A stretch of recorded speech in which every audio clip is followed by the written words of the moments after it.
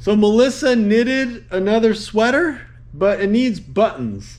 She's more of like a knitter than a button sewer on her. So this is the Knitting the Stash Sewing on Buttons tutorial. First up, you gotta locate in your workshop some buttons. I mean, the reality is that all kinds of things will actually work as buttons. A lot of good buttons have been made out of rocks. You might want to go with wood buttons. All right, we're gonna have to go with these buttons. They're actual buttons. You're gonna need like a good workspace for this project, so I would, clean some stuff off. Then you're gonna want to practice on a button. Like get your nails out, see what kind of buttonhole sizes you've got. If you've got bigger holes than this, you can just go straight on, with like nailing your buttons in place. You might want to try attaching your buttons with chains. I've done rope buttons before. The other thing that works pretty well, a lot of people will wire their buttons on. And again, it's all about the gauge of your buttons. When you're buying your buttons, they're going to give you a gauge here, and you just figure out the right wire for it. And then of course you're always matching the wire up with the sweater. You're gonna wire your buttons on. You gotta think like what kind of sweater it is. This is kind of a good match. Depending on your colorway, I wouldn't do like a black wire with this sweater. You got your buttons picked out and you know how you're going to attach them. Now I'm just gonna show you how to do it. All right, now first up, you got to coordinate with your knitter, because your knitter is the only person who really knows where your buttons go. All right, so basically the knitter is the person who put the button holes in. They're over here on this button band. And I don't know why they're on this side. I would have put them on the other side, but people do things differently. So anyway, we got button holes over here. And check it out. The knitter went along and decided where the buttons are. Now do that. Otherwise, what happens is when you're putting on the buttons, you just put them in any little wackadoodle place. And then, trust me from experience, the knitter comes along afterwards and is like, why'd you put those buttons somewhere weird? So, you just want to communicate a lot. Communication is key. These buttons are kind of patterned.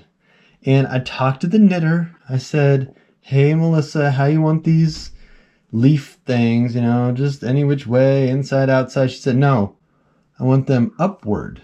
All right, so upward is like anywhere like that. No, I think she wants them kind of straight upward. So anyway, we're going to do that. If you've got funkadoodle patterns on your buttons, don't just put them on any which way. Put them on kind of regular like. It's just everyone's going to be a lot happier. You're going to have dessert later. Now, looking at this sweater, I'm saying to myself, there kind of needs to be like a button up top, up here.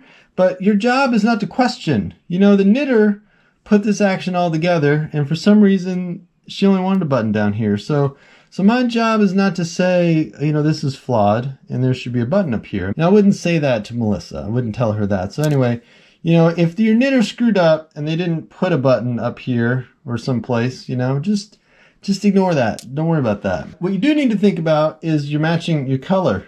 And this is what you don't want to do. You don't want to go with like a white thread and a creamy button. Instead, you get your funky thrift store creamy thread. Check that out. I don't know where this came from. It's like about 1 million years old.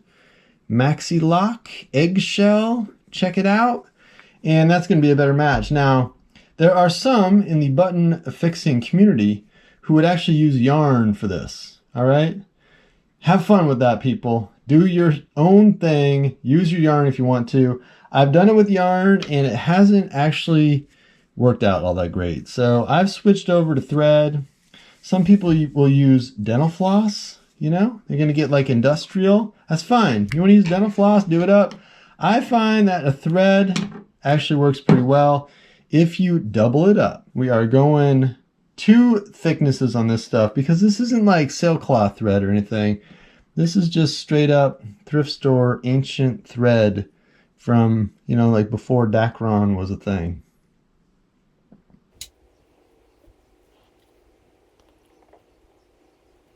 All right, that's your double thread right there. This is your button. And, she wants it in this specific place, so we're going to try to put it in this specific place. Now, what we're going to do here, this is the trick. Okay, you ready for the trick? We are going to sew this button on in an upward fashion, like yay. But our first thing to do is to hook the double, because we're not going to rely on the fabric. You know, this knitted fabric is bogus for sewing. You know, normally when you're sewing, you can put your knot into the fabric and you're good. You know, you're like, oh yeah, my knot's going to do the job. But knitting stuff, it's just not thick enough. It's not like a, oh man, these scissors are horrible. Oh my gosh. Anyway, don't rely on the thread. Go for the double knot. That's completely upside down. All right, we're going to go this way. All right. Now, it's not right side up yet, but it will be. It's going to be good. All right, now how many times do you do this? You need to decide for yourself how many times you're going to go up and down through your button. I'm going to say, you know, do it a lot. Do it like 10 times. These buttons fall off. It's on you. You know, you're the one who screwed up and didn't do it right. So, oh man. So anyway, get it sewed on straight and get it sewed on heavy duty. You know, like lots and lots of passes around through the button. All right, now this is not coming out exactly straight up and down. It's coming out like a little bit angly wangly. I don't know if you can see that. It's a little bit angly wangly. Tell the knitter this is an organic thing. You didn't want them all to match, you know? Now you did want them all to match, but what you're going to tell the knitter is that you kind of wanted it to just be a little bit off, you know? Sort of like leaves on a tree are themselves not all the same. That's kind of what you're doing. You know, that's what I would recommend at least. All right, we're getting close to the knot. I don't know, I've done this like 5 times or something. The knot is the key part of the button. All right, one more thing. I gotta mention this. Some people go with the stem down in here. So basically you are creating a loosey-floosey kind of dealio where your button is sticking out on a stem of thread or yarn or whatever, and then you do the wrap, rappity wrap. You can do that, but it also, I don't know. I don't think it's necessary. If you got a big enough button, you'll see. This is fine without the stem. All right, once you have a beef-tastic amount of thread in there, like it's not huge, but it's big. That's when you're going for your knot. And I'm gonna do the knot on the inside. You can also hide the knot back behind the button, but I'm just gonna do it on the inside. That way it can be inspected. Everyone's gonna think it's okay. I'm just gonna do a double wrap.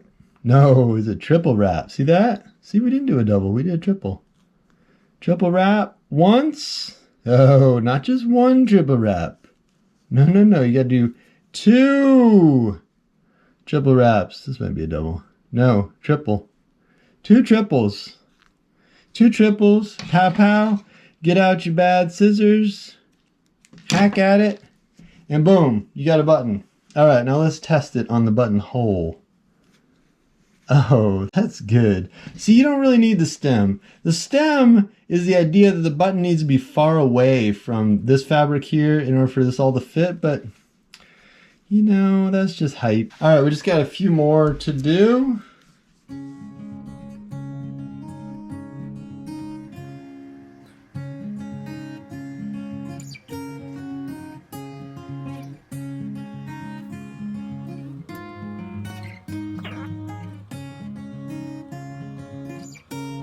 All right, so I'm wrapping this up. I'm putting on like the last button, and I realize I've got like 4 extra buttons. At this point, I would recommend you just kind of hide these away, because the button purchaser probably thought there were going to be more buttons, and you just don't want to bring it up. Yeah, so just kind of hide the extra buttons, and you're good to go. Look how even that is. Oh, look at that. We've got buttoning going on.